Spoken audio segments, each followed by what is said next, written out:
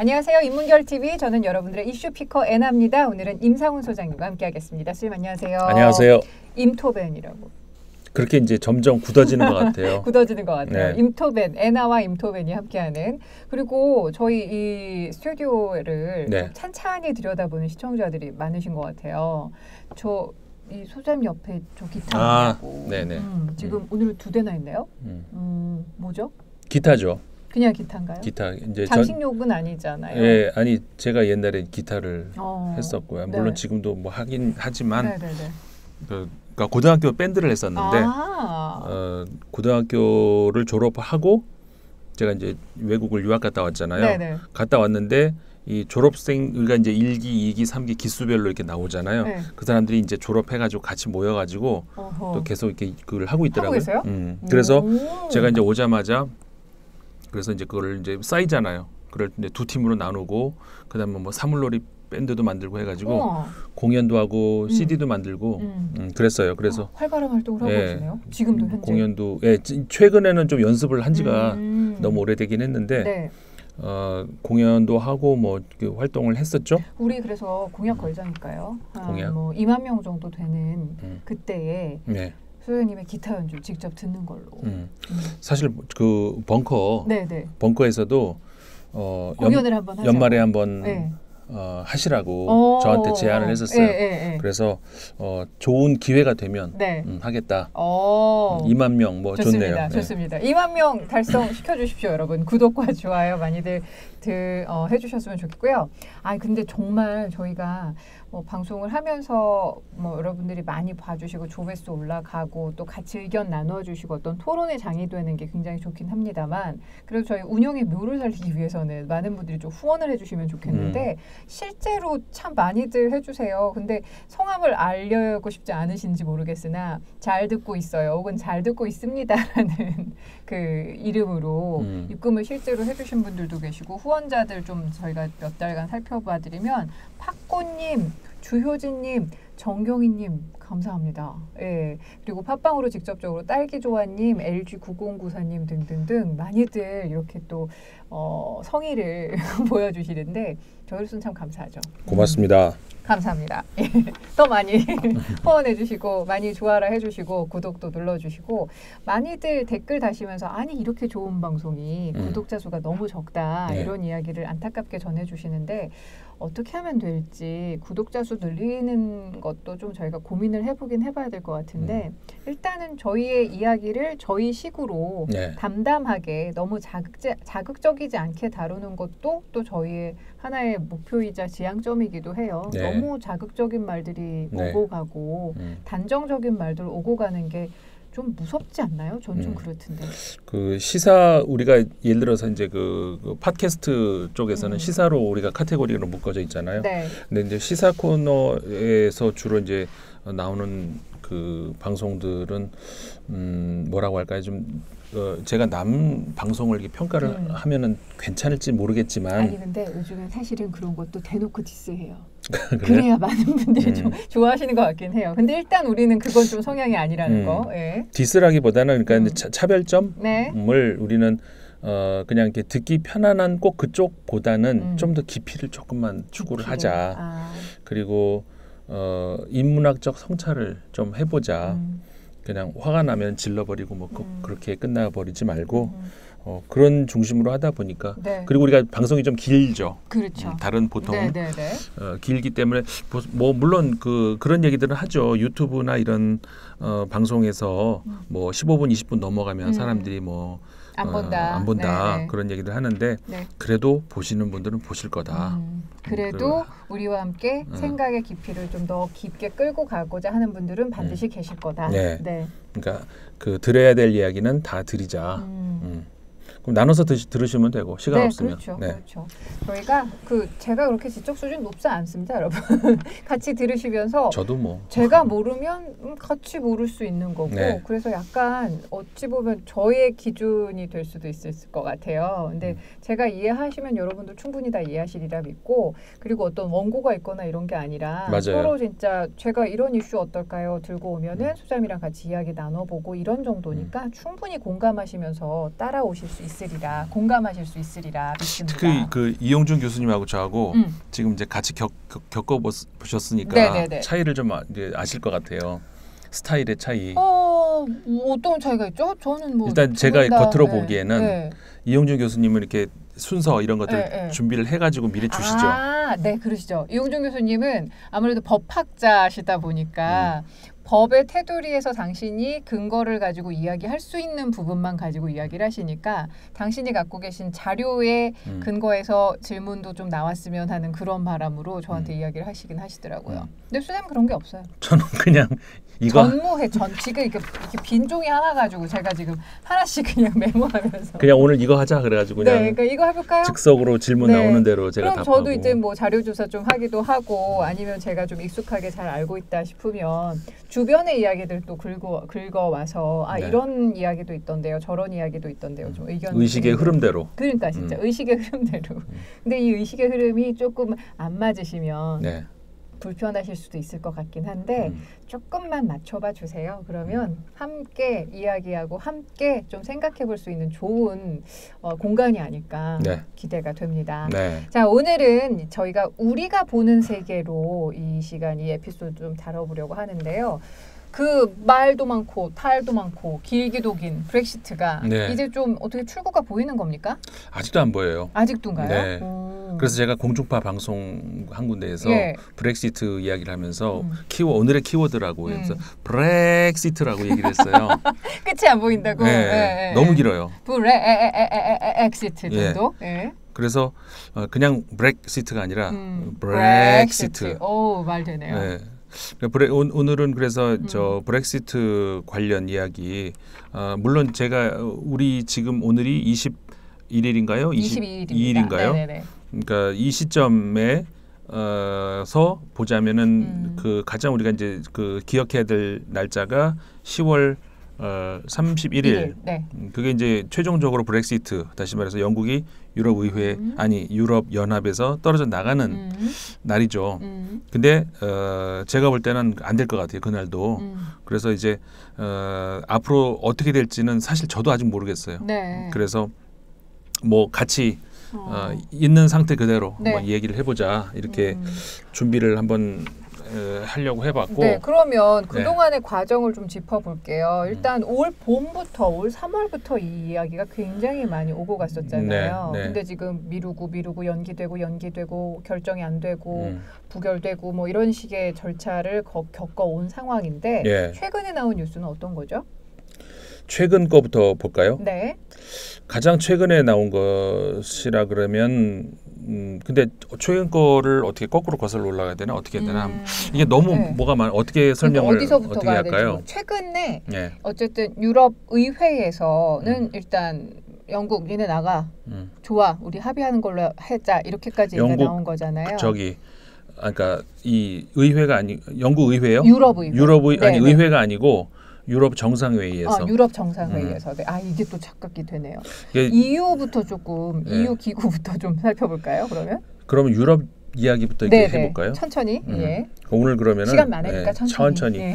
혹시 지겨우시면 끊어가면서 들어주세요. 저희가 끊어갈게요. 제가 한번 1부, 2부로 좀 나눠보겠습니다. 뭐 이것도 저 흐름대로. 그렇죠, 흐름대로. 그러면 그 유럽 이야기부터 먼저 해볼까요? 좋아요. 그러면은. 유럽이라고 하는 이제 우리가 이제 대륙 이렇게 흔히 얘기를 해요.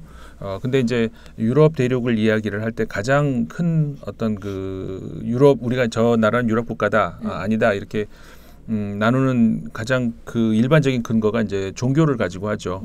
그러니까 카톨릭과 그 신교, 구교, 신교 어쨌든 저 기독교 계열의 종교를 그 공유하고 있는 그런 국가들이 대체적으로 이렇게 유럽 국가들이라고 이렇게 얘기를 하죠. 물론 이제 그 다른 지역에도 그 카톨릭 많이 있지만 제 말씀은 이제 그 우리가 흔히 유럽이라고 부르는 그쪽 대륙에서 경계선이 있을 거잖아요.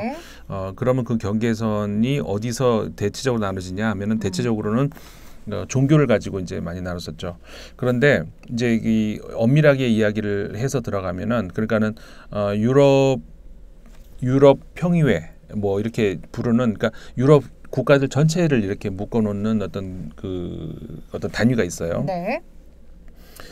그러면 그 유럽 국가가 몇 개국이냐 이렇게 얘기를 하면은 물론 이제 유엔에서 승인을 받은 국가도 있고 그렇지 않은 국가도 있고 뭐 그렇죠. 예를 들어서 코소보 같은 경우에는 네. 정식 국가로 인정을 하고 있지 않은 나라들도 많이 있으니까 정식 이제 수교를 뭐 할 거 아니에요. 네. 그러면은 수교를 받아주는 나라도 있고 아닌 것도 있고 그래서 이제 코소보 같은 경우에는 그 정식 국가로 인정하지 않는 나라들도 있어요. 네. 그런데 코소보까지 쳐서 그러면 총 50개 나라가 유럽에 있어요. 유럽 국가를 한번 쫙 꼽아볼까? 그 강선범 씨 이렇게 2호선 한번 해보실 수 있을게요. 50, 할 수 있을 것 같아. 한번 해볼까? 해보시죠. 안 되면 끊고. 네네, 안 되면 뭐 제가.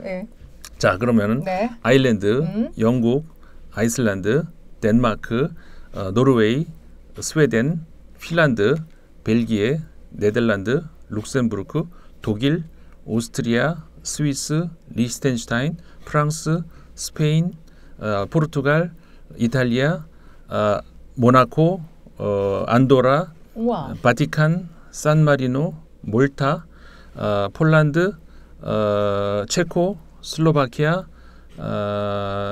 헝가리, 그다음에 슬로베니아, 크로아티아, 보스니아 헤르체고비나, 몬테네그로, 알바니아, 세르비아, 코소보, 마케도니아, 그리스, 터키, 키프로스, 에스토니아, 라트비아, 리투아니아, 벨로루시, 우크라이나, 그다음에 몰도바, 그다음에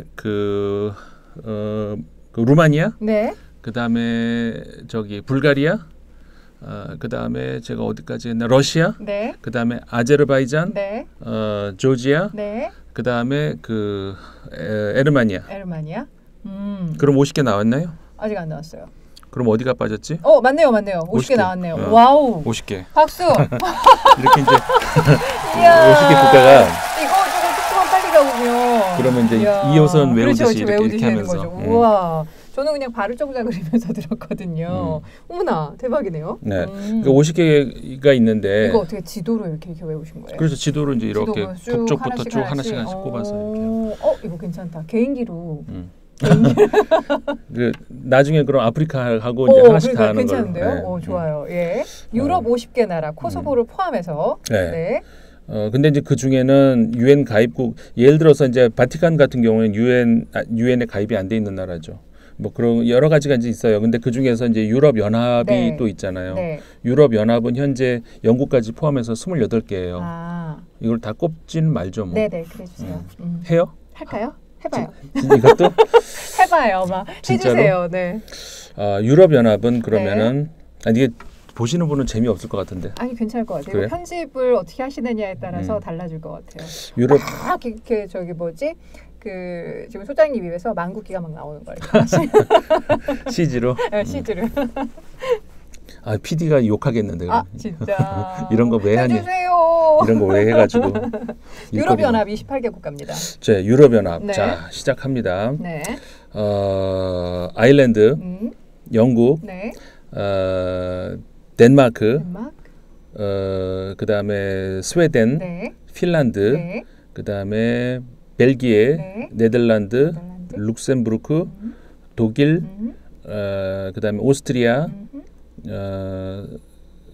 그다음에 프랑스, 스페인, 포르투갈, 이탈리아, 몰타, 그다음에 폴란드, 체코, 슬로바키아, 헝가리, 그다음에 슬로베니아, 그다음에 그리스, 루마니아, 불가리아, 에스토니아, 라트비아, 리투아니아, 그다음에 어딜 빠뜨렸지?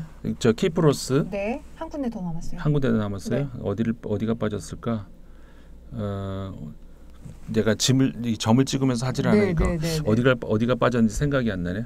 어디가 빠졌을까? 마지막 한 군데를 여러분 정답을 보내주세요. 아, 그거 좋은 생각이다. 댓글로 정답을 보내주시면 저희가 책 선물을 쏘겠습니다. 아, 좋죠. 어떤 책을 쏠까요? 그 우리 출판사에서 나온 책. 21세기. 21세기 엘리트도 좋고. 네네네. 21세기 엘리트 저도 좋을 것 같아요. 예, 21세기 엘리트 책을 보내드리겠습니다. 마지막 한 군데가 어딜지 자꾸 돌려서 들으셔야겠다. 어딜 빠졌지? 그러게요. 한 바퀴를 돌다가 그러니까 점을 이렇게 그려가면서 찍으면 안 빠뜨리는데 일단 지금 제 그거에는 지금 27개 나라를 얘기했기에 여러분들 한 나라가 어느 나라였을지 유럽연합 28개국의 마지막 한 군데를 재밌네요. 제가 그래서 했죠. 냈죠. 이 정답 말씀하시면 어떡해요. 아니 그럼 다시 다른 것도 해. 이런 유로존 해. 유로존. 알겠어요. 그럼 유럽 연합 28개국은 그냥 넘기는 걸로. 네, 알겠습니다. 자, 그러면은 유럽 연합이 그러니까 50개의 유럽 국가 가운데 28개국이 모여서 유럽 연합이라는 어찌 보면 유럽을 대표하는 기구를 만든 거죠. 네. 예.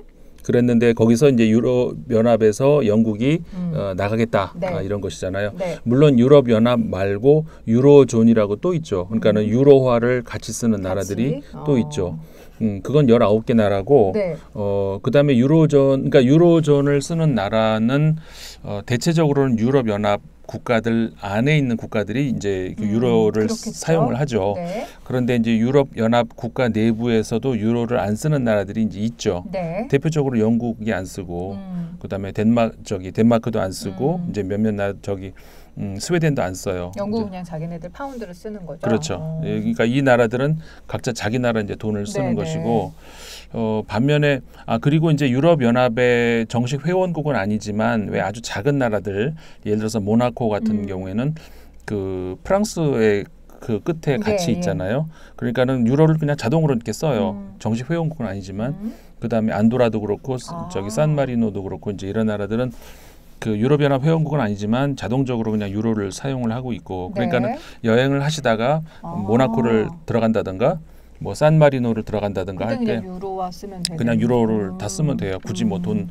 근데 예를 들어 스위스는 아니잖아요. 스위스는 유럽연합 국가도 아니고 유로를 사용하는 나라도 아니니까 스위스 들어갈 때는 스위스 프랑. 그런데 사실 다 받아요. 가게에서 그렇죠. 불편하니까 어차피. 맞아요. 가게에서 저 여행객들도 귀찮잖아요. 그러니까는 가게에서 자기들이 그냥 받아서 은행에서 바꾸고 다 받아요. 그러니까는 크게 불편하지는 않고 이제 그렇게 예를 들어서 아까 말씀드린 코소보 이런 나라들 같은 경우에는 유럽 연합 국가가 아니고 유로존 국가도 아니에요. 근데 유로를 써요.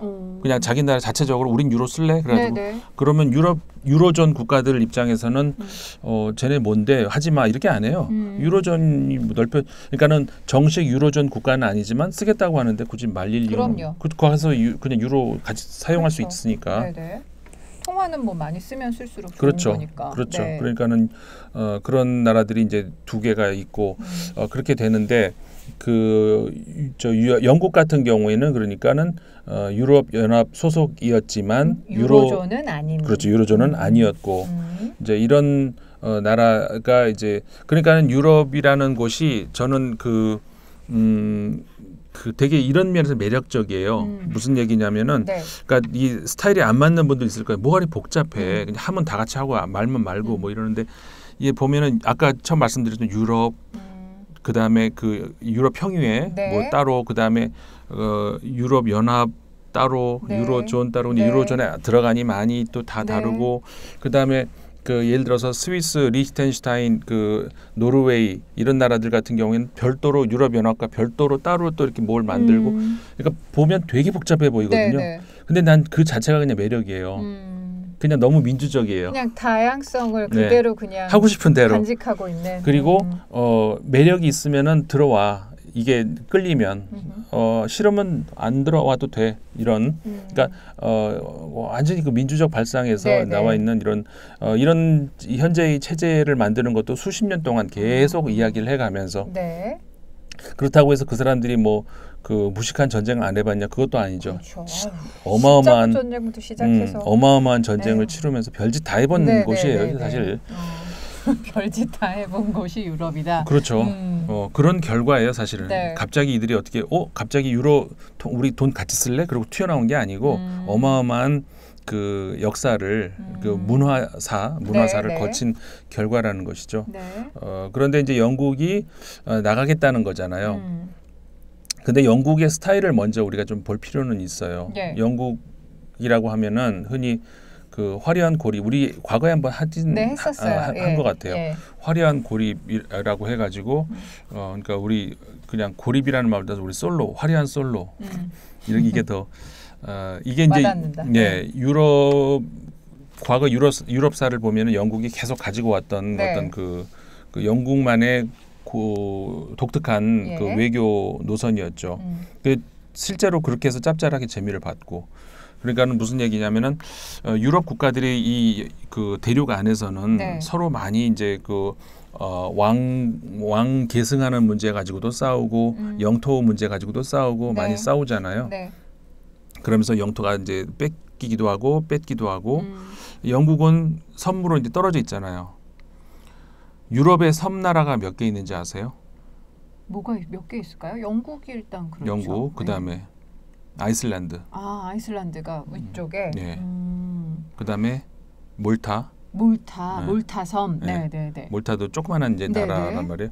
몰타 크기가 우리나라 뭐 강화도만 해요. 그래요. 그러니까 아주 작죠. 근데 사실은 강화도가 큰 섬이에요. 우리가 강화도라고 하면 되게 작아 보이는 작다고 생각하는데. 그리고 지금 막 그 연륙교가 있어서 그렇지 사실은 섬은 섬이었죠. 그렇죠. 다리가 지금 2개 있는데 그거 강화도 한 바퀴 돌려면 시간 굉장히 많이 걸려요. 나름 커요. 네. 근데 어쨌든 강화도만한 나라예요. 몰타. 그 몰타가 특이한 것이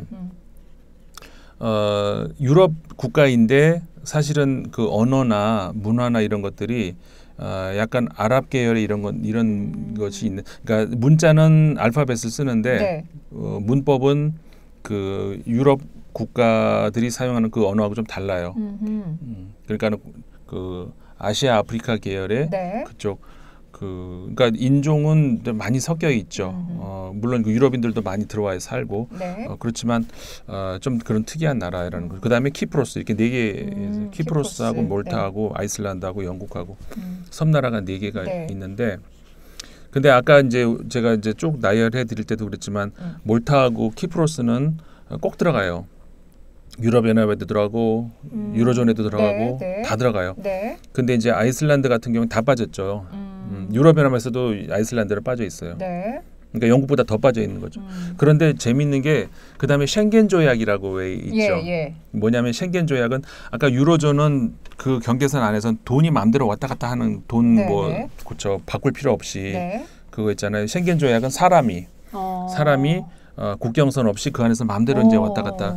그러니까 우리가 이제 한 여권을 가지고 쉥겐 조약 국가 어디든 들어가면은 그 안에서는 마음대로 돌아다니는. 우리 이제 여행객들도 많이 경험을 해보셨으니까. 여행 가시면 많이 경험하실 거예요. 쉥겐 조약에 의한 게 바로 그거군요. 근데 쉥겐 조약에 가입되지 않은 나라들이 또 그 영국은 가입이 안 돼 있어요 거기.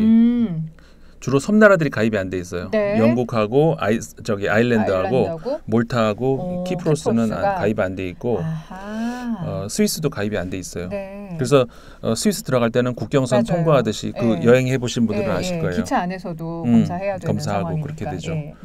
근데 아이슬란드는 또 쉥겐 조약에 들어와 있어요. 그래서 되게 복잡하죠. 그러니까 이런 복잡함이 소장님 오히려 저는 되게 매력적이라는 거죠. 근데 이거를 공부를 해야 된다거나 뭐 외워야 되는 학생들 입장에서는 잃어버리기 쉽죠. 근데 뭐 이걸 뭐 우리가 유럽 사람도 아니고 외워야 될 필요는 없고. 시험범위 있거나 이러면 외우잖아요. 우리 학생들도 이런 거 다 외워야 되나? 할걸요 아마. 그런가? 이런 공부할 때는 기본적으로. 이런 것까지 뭐로 외우지? 그러니까. 어쨌든 쓸데없는 지식이긴 하지만 그래도 뭐 배워야 되는 상황이면 배워야겠죠. 뭐. 저는 공부는 재미로 해야 된다는 소신을 가지고 있어요. 그래서 재미없으면 하지 마라. 저는 평생 그냥 그랬던 것 같아요. 재미없으면 안 했어요. 재미있는 공부만 했고. 근데 재미를 못 느끼다가 저는 그 주입식 교육에 대해서도 어느 정도 조금은 그게 좀 효용 가치를 좀 인정을 받아야 된다고 생각을 하는 게 어느 정도는 좀 막 이렇게 주입을 당하다가 어느 순간 그게 딸깍하고 열릴 때가 있어요. 근데 그 주입을 하는 거 자체를 너무 거부하는 거는 오히려 좀 시간 안배도 좀 도움이 안 되고 너무 이렇게 정말 이렇게 코끼리 더듬어서 배우는 것보다는 여기는 코끼리의 뭐야 뭐 이렇게 해가지고 나중에 그걸 또 다시 재조립하는 것도 저는 좀 의미가 있어 보이긴 교육에 하더라고요. 가이드가 없어야 된다는 의미가 아니고 교육에는 그러니까 가이드가 있어야죠. 교육이라고 하는 건 저는 이데올로기라고 생각을 해요. 그러니까 특정 사회에서 우리가 이 방향으로 갔으면 좋겠다라고 하는 어떤 이데올로기가 있잖아요. 그거를 그 잘하는 후대에게 넘겨주는 거죠. 너희들은 이대로 배워서 가이드를 따라서 이대로 나라를 이끌어야 돼라고 하는 그러니까 이데올로기 주입이에요. 한마디로 말하면. 그러니까 가이드가 없을 수는 없는 것이죠. 근데 이제 제 말은 그게 없어야 된다는 게 아니라 그리고 저는 제 스타일이 그렇다는 것이고 이게 이렇게 뭐 전체가 가야 된다는 그런 의미는 아니에요. 그러니까 제가 좀 그런 스타일이라는 건데. 네, 아니 근데 저는 이제 너무 주입식 교육에 대해서 막 이렇게 너무 싫어 이건 잘못된 거야 이렇게 강하게 이야기하시는 분들한테 살짝 좀 반론을 제기하고 싶었던 때가 몇 번 있어서 말씀을 드렸어요. 그건 모르겠어요. 우리가 오늘 참 이야기가 왔다 갔다 하는데 그냥 오늘 그러려니 하고 그렇게 들어주시면. 네네네. 인문학으로 보는 시사 뭐 이것도 좀 들어가는 걸로 이야기를 이해하셔도 될 것 같아요. 네. 어쨌든 교육은 그렇다 치고 뭐 얘기하다 말았어요? 지금 유럽이 굉장히 다양하고 복잡한 상황에서 이런저런 그 기준을 가지고 있다는 이야기, 쉥겐 조약까지 했습니다. 쉥겐 조약 이야기했죠. 그러니까 그 영국 같은 경우는 그러니까 쉥겐 조약에는 빠져 있어요 거기 또. 그리고 유로존에도 빠져 있고 사실. 유로존에서도 빠져 있고, 그러니까 유로화가 통용이 안 되죠. 그러니까 돈이 들어갈 때나 사람이 들어갈 때나 다 이렇게 저 국경선을 넘어서야 된다는 것이죠. 근데 이제 유럽이 영국이 과거 역사를 이렇게 쭉 보면은 그 얘기하다 말았구나. 그 유럽의 국가들은 참 싸우기도 많이 싸웠고 했잖아요. 근데 영국이 항상 그럴 때마다 어떤 노선을 취하냐면은 싸움에 직접 개입을 안 해요. 그러니까는 뭐라고 할까 당사자로서 그다음 이익 관계자로서 참여를 하는 것이 아니라 가만히 이렇게 관망하고 있다가 어느 쪽에 좀 손을 들어주고 싶다 싶을 때 그쪽으로 약간 힘의 무게 중심을 싹 실어주고 그럼 그쪽이 승리를 거둘 거 아니에요. 그러면 그러니까 A 진영과 B 진영 예를 들어서 이제 과거에 프랑스와 프랑스의 부르봉 왕가와 네덜란드 뭐 이쪽이 이렇게 한번 전쟁을 한 적이 있어요. 18세기 초 같은데. 그때 살짝 이제 네덜란드 쪽 힘을 실어주는 거죠. 그러면 이제 프랑스 쪽이 이제 뭐 질 수 있잖아요. 그러면 네덜란드 쪽에서는 영국한테 상당한 신세를 진 거죠. 근데 영국은 그런 상황에서 그래? 그러면 땅 좀 내놔. 이렇게 땅을 달라고 하는 게 아니고 땅을 달라고 하는 게 아니고 도도하게 싹 바바리 코트 탁 이렇게 기세우면서 뒤로 싹 가는 거예요. 멋있어 보이잖아요. 네, 그게 이제 이 사람들의 화려한 솔로, 화려한 고립 전략이에요. 그러니까 무게 중심이 이렇게 좀 비등비등한 상황을 좀 이렇게 지켜보다가 관망을 하다가 내가 좀 네덜란드 쪽에 힘을 실어줘? 약간 이런 느낌 가져서 네덜란드가 승리를 하게 되면 됐어 이러고서 이제 돌아간다면 시크하게 싹 바바리끼 세우고 돌아가는 거죠. 이게 그래서 이제 영국의 버버리가 그래서 라고 믿거나 말거나였습니다. 믿거나 말거나고. 이런 게 영국의 이러한 그 외교 전략이 20세기까지도 계속 이어지죠. 그러니까 20세기에 오면은 그러니까 사실 19세기부터 독일이 과거에는 그 약소국이었죠. 그러니까는 조그만한 나라들 뭐 조그만한 공국이라든가 이런 흩어져 있다가 그때는 이제 프랑스가 절대 왕정을 이제 유지를 하면서 굉장히 강국이었고 그랬다가 이제 독일이 민족주의의 이름으로 이제 한번 통일을 하잖아요. 그 한번 지난 시간에 우리 얘기를 했던. 그러면서 독일이 이제 강국으로 떠오르죠. 그렇게 되면서 이제 그 유럽의 주변 국가들이 이제 독일을 두려워하기 시작을 하고. 그렇게 되니까 영국이 또 어느 쪽 편을 들겠어요? 독일 편을 또 살짝 들겠죠? 반 독일 편을 들겠죠. 반 독일 편. 왜냐하면 독일이 강해지니까. 독일과 다른 여타 국가 중에서 독일이 아닌 다른 쪽의 편을 들어준다. 그러니까는 1차 세계대전 때도 맞네요. 그렇죠. 그 독일이 그러니까는 오스트리아 헝가리 제국하고 이렇게 손잡을 때 그럴 때 영국 프랑스가 같이 손을 잡는다는 거죠. 그러니까 영국하고 프랑스 입장에서는 지금까지 긴 역사 속에서 영국은 계속 자기하고 반대쪽에만 서 있었는데 고기 지금 1차 대전에서는 싹 같은 편이 되는 거죠. 그리고 2차 대전도 마찬가지로 그렇게 되잖아요.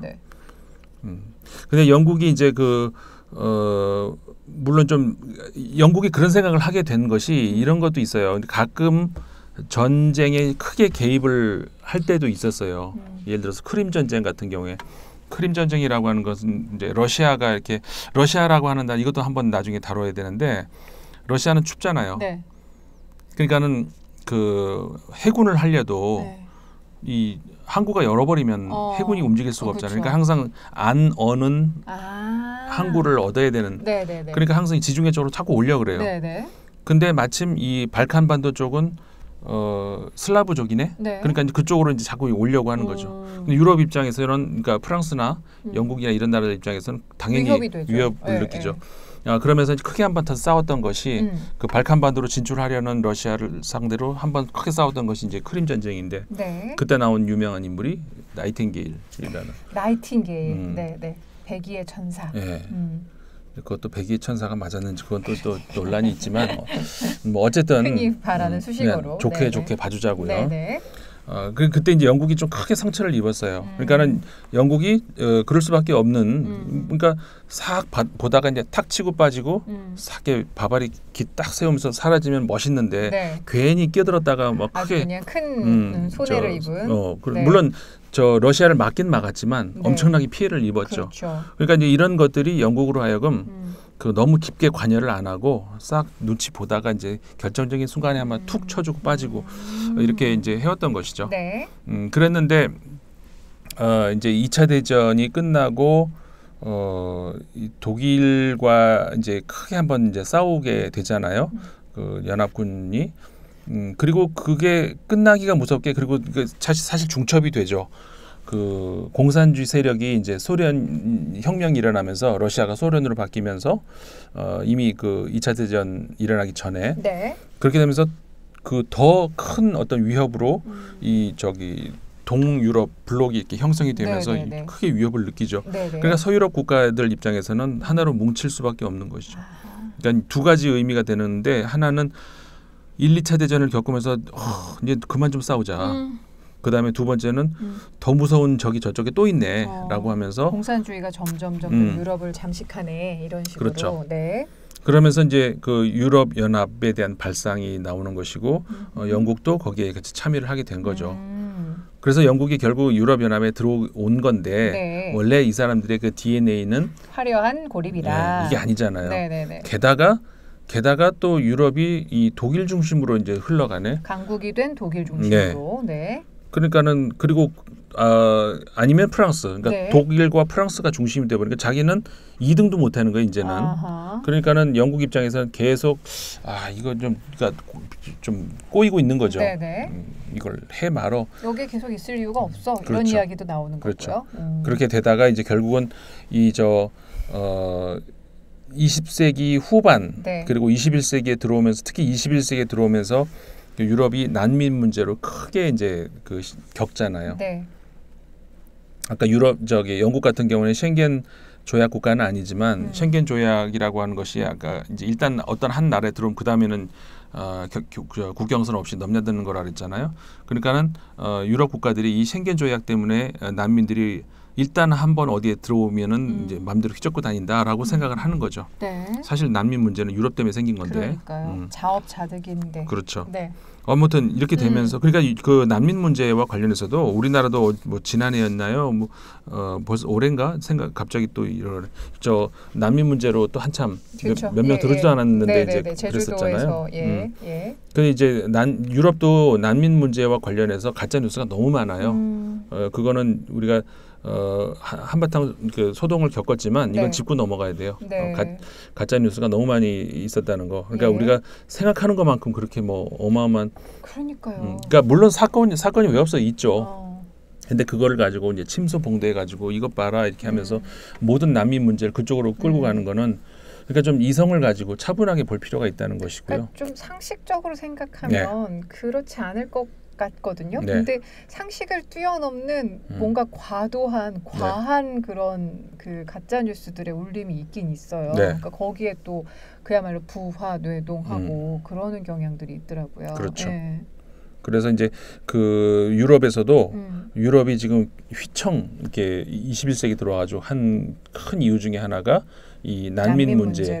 그런데 그 난민 문제는 엄청나게 많은 그 가짜 뉴스들이 물론 난민 중에서 사고 친 사람들이 있죠. 당연히 있겠죠. 그게 없다는 게 아니라 그게 유럽을 휘청하게 할 만큼 그렇게 큰 문제는 아니었는데 유럽 그러니까 영국의 그 브렉시트 찬성론자들을 포함을 해서 유로셉틱이라고 얘기하죠. 그러니까는 유럽 회의주의자들 중심으로 해가지고 이 가짜 뉴스를 엄청나게 많이 양산을 해가지고 퍼뜨린 그 요인도 분명히 있다는 것을 우리가 이제 알아야 된다는 것이죠. 네, 유럽 연합에서의 영국의 입지가 그렇게 좁고, 그리고 그들이 갖고 있는 DNA 자체가 화려한 고립인데 거기에 유럽 연합이 좀 맞지도 않고, 그래서 또 그리고 국내에서의 어떤 정치적인 타개를 위해서도 브렉시트라는 갑자기 그 카드를 꺼내 나왔고 그것에 또 많은 국민들이 지지를 했고 그래서 결국엔 브렉시트를 하기로 했다라는 이야기가 나온 게 지금 벌써 몇 년 전이잖아요. 2016년이죠. 그러니까요. 2016년 6월 13일. 그때 국민투표를 그때 이제 캐머런 총리 때 캐머런 총리 입장에서는 뭐 아시는 분은 다 아시는 이야기지만 정치적인 어떤 노림수였던 것이죠. 그때 이제 궁지에 몰리면서 나 그래 그 다시 이번에 내가 나를 지지해주면은 우리 나 유럽 연합 나올 거야. 나올 거가 아니라 너희들 투표하게 해줄게. 나올지 말지에 대한 국민들이 결정하게 해줄 테니까 왜냐하면 그때도 이미 나가자는 목소리 무슨 소리냐라는 목소리가 이제 팽팽하게 맞서고 있었거든요. 근데 이제 대부분의 사람들이 그래도 그대로 있어야 된다는 사람이 많겠지라는 그런 정도로 막연하게 알고 있었죠. 근데 그러니까는 이 유럽에 남자라고 하는 사람도 그럴 거고 나가자라고 하는 사람도 그럴 거고 그래 한번 투표를 해보자라고 그런 생각이 많이 있었을 거 아니에요. 그건 양쪽이 다. 그러니까 캐머런 총리가 그거를 오케이 나 이번에 지지해주면 그거 하게 해줄게라고 한 거죠. 그래가지고 이제 했는데 진짜로 투표를 붙여봤더니 결과가 정말 캐머런도 놀랐다면서요. 본인도 그렇게 이 사람은 브렉시트 찬성론자가 아니에요. 유럽에 남아 있어야 된다고 생각하는 사람이에요. 근데 당연히 그럴 줄 알았으면 안 했겠죠 투표를. 그리고 그러니까 브렉시트 찬성론자들 나가자라는 사람들도 설마 진짜 그렇게 될 줄 몰랐던 거죠. 자, 소장님 근데 좀 이야기가 흥미진진하게 가다 보니까 좀 길어질 것 같아요 이번 에피소드가. 그래서 여기서 좀 잠시 끊고 1부를 마무리하고 2부에서 조금 더 긴 이야기 이어가도록 하겠습니다. 네, 알겠습니다. 잠시 후에 다시 뵙죠.